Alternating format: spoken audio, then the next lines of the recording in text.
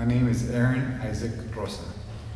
Aaron, everyone knows you as an ex-UFC fighter and one of the best in Texas. What is your style of fighting?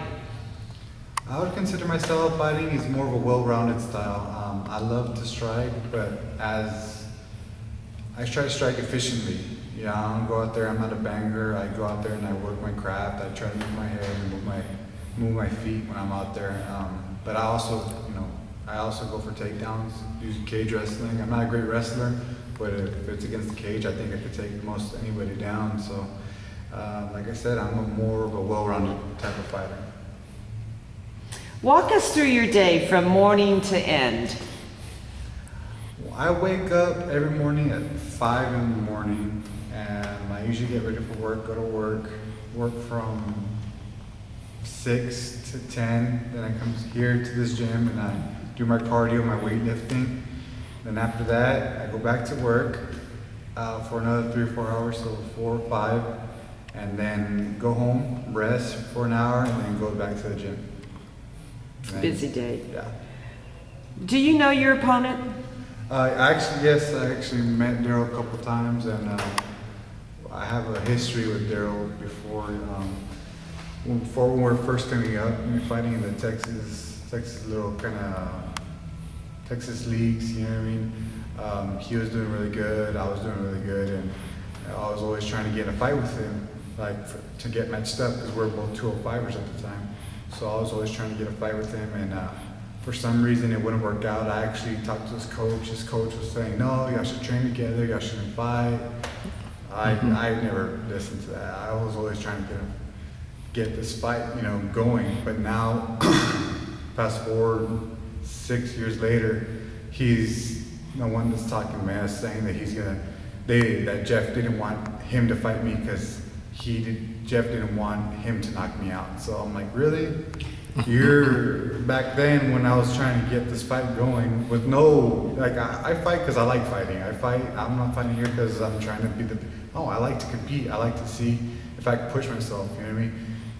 I wasn't trying to do it as a jerk or anything like that. I wasn't trying to pick a fight or anything like that, but now you're the one that's over here talking mess, running your mouth, and well, we're gonna see. We're gonna see who's gonna put who to sleep and who's gonna get their hand raised at the end of the night. That's true. You and Daryl are the co-main on June 14th in Brownsville.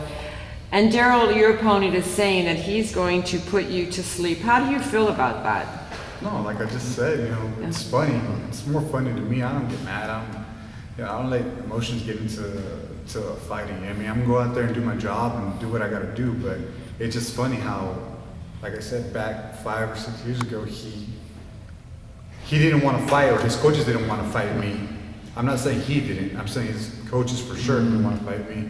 But now he's saying he can knock me out. Well, put your money where your mouth is, man. Let's go out there and let's see what happens. Aaron, will you train hard for this fight? Yeah, I train as hard as I can every day. Like I said, I've been running here at the Muscle Factory, doing my weight training, doing my cardio, and then at night I go train at Ohana. I train with Pete Spratt as well, so I try to do as much as I can with the time availability that I have. I mean, of course I have to spend time with my family and my two precious girls, so I try to do everything that is the best of my ability. How do you feel about a $50,000 contract and a title fight for heavyweight? That is something that's, amazing, especially in a smaller league. Of course, anybody, that's like almost hitting the lottery. I mean, you're going out there and you're getting paid to do what you like. Who doesn't want that? So I just commend Jeff, because he's the one who's actually, he's putting up, you know what I mean? He's not just talking, he's actually putting up, and I commend him. He's one of the best guys that I know, and I really appreciate him for that.